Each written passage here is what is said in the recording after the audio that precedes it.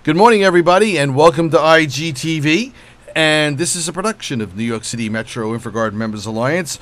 On with us today is William H. Murray, and you'll see both Bill and I on the screen here together.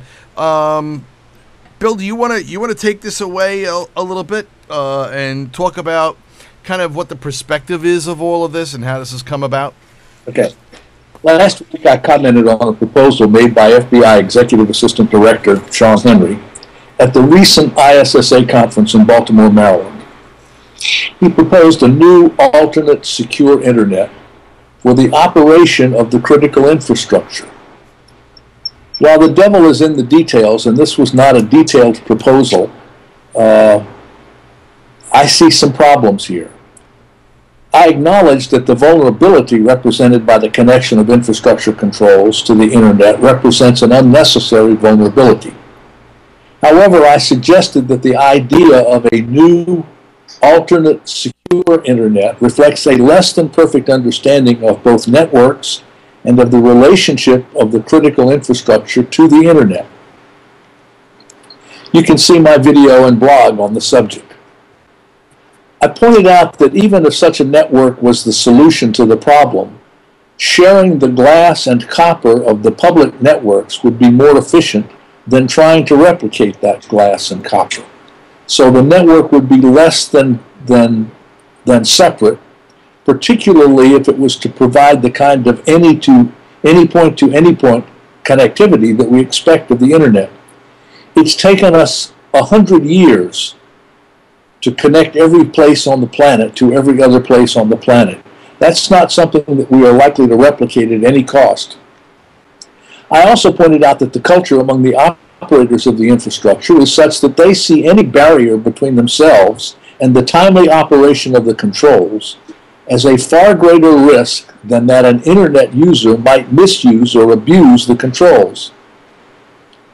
Therefore, they've been reluctant to use the readily available and essential controls like end-to-end encryption and strong authentication.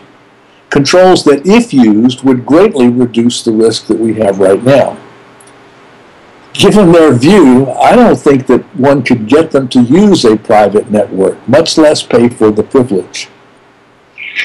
Joe has suggested that in deference to the source of the proposal and the importance of the proposal, that we should discuss it further this morning.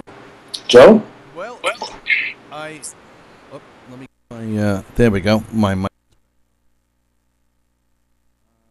Somehow I'm fading in and out. Hang on a second here. Sound fine, Joe. Don't worry about it. Okay. No, I think I had a loose connection in the wire over there. All right. So yeah, we are talking about something which is a national, could be developed into a national policy. All right, if brought forward, and I think some of the interesting perspective from what I've tried to listen to in what you've put out there is that a lot of the internet, quite frankly, is running over the same backbone. So are we really? I'm losing my audio totally here. Sound fine. Wow.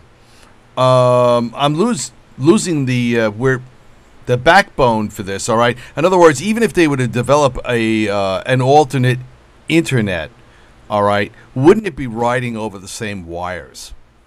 Well, one commentator on this subject says that anybody who talks about private network without prefixing it with virtual simply doesn't understand what's going on. Now, we operate lots of private networks, don't get me wrong, but they don't provide the kind of coverage that we expect of the internet and that we need to operate the infrastructure. IBM operates a huge network. They're one of the largest network operators in the world. And they think of their network as theirs, as private.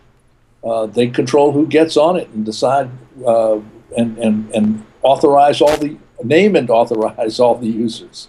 But they then turn around and connect it to the internet in order to get the kind of any-to-any connectivity that we value so highly.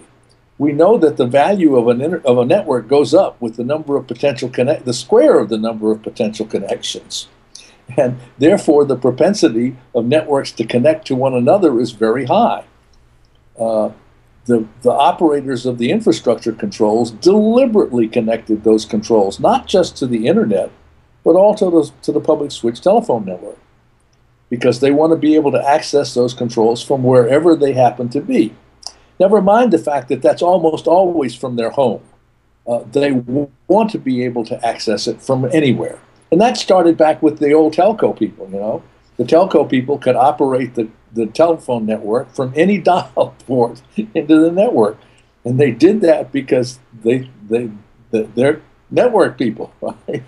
They want to be able to access things. No, I kind of understand that entirely. And we're going to break through a short commercial here, and then we're going to